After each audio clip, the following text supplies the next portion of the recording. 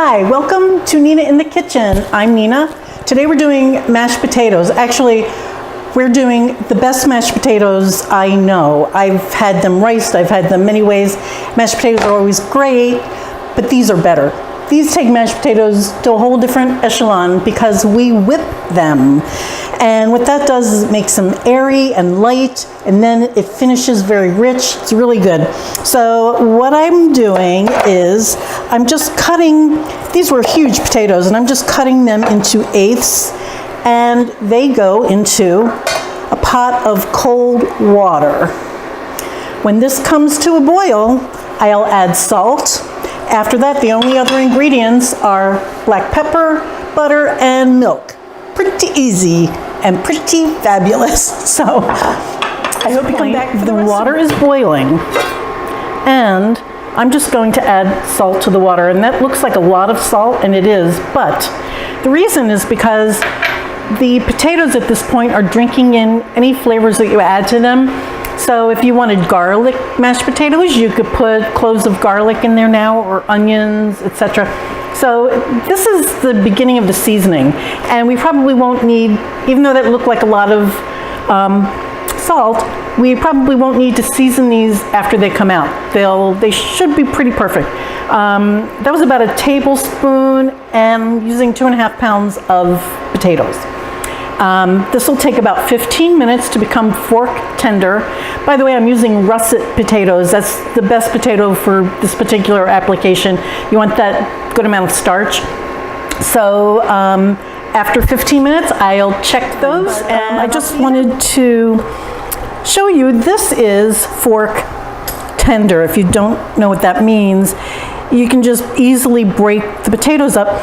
If you do it so that it's not like that, and you're not quite sure if it's fork tender or not, just let it go a few more minutes, because you can't go back. Once you remove the water, you can't recook them, and what happens is you end up with all these little hard bits in your potatoes, which is not good.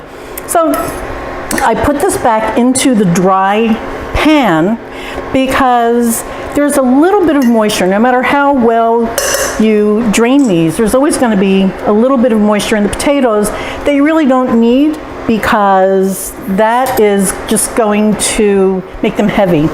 You want a nice, light, fluffy potato. So after a few seconds, I'll just move them around, make sure the steam is all gone, and I don't see any steam.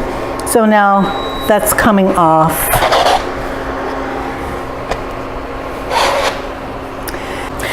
At this point, what I'm going to do is take a masher and just basically break up any large pieces.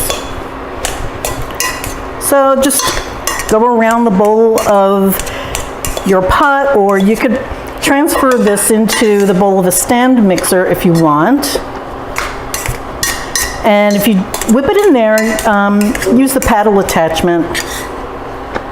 But I'm just going to use my little hand whisk. With 1 stick of butter. And that looks like a lot, but this is 2.5 pounds of potatoes. So I hope you're sitting down for that, because I know that's a lot of butter. Clutch the pearls! Look what she put in there! My sister-in-law told my brother, that's why her potatoes are so good, she puts a whole stick of butter in there. Yes, that's right, that's why they're so good. That was some freshly ground black pepper, and I'm going to put a little bit of milk. That was probably 1/4 cup just to start. And then I'm going to whip this up and see how it looks. I'm going to put just another little drop. You don't want too much milk. You don't want to flood them. You did a lot of work just drying them out. Now this is milk, but you can use buttermilk, that's delicious. You can use half and half, you can use cream, you can use 2%, whatever your heart's desire.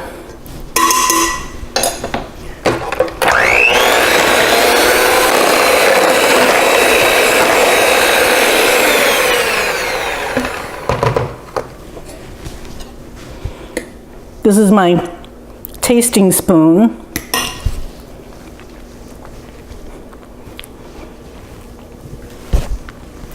Nailed it. That is so good.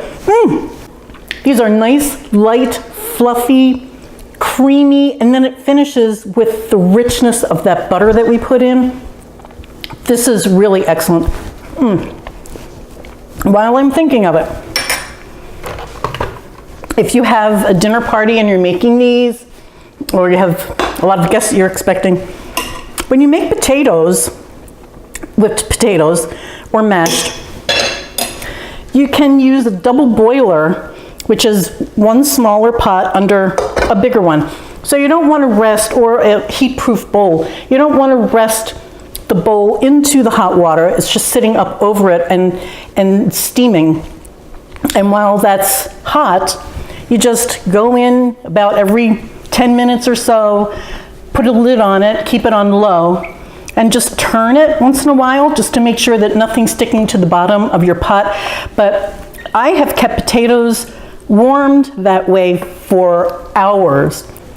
Because you're using a russet especially, you do not want to attempt this in a food processor. The first time I did that, I think we probably wallpapered the walls using that as paste. It was horrible. So, but the mixer works great. As you can see, there's no lumps. It's a really great recipe. So thank you for watching, guys, and I hope to see you again. Thanks. Bye.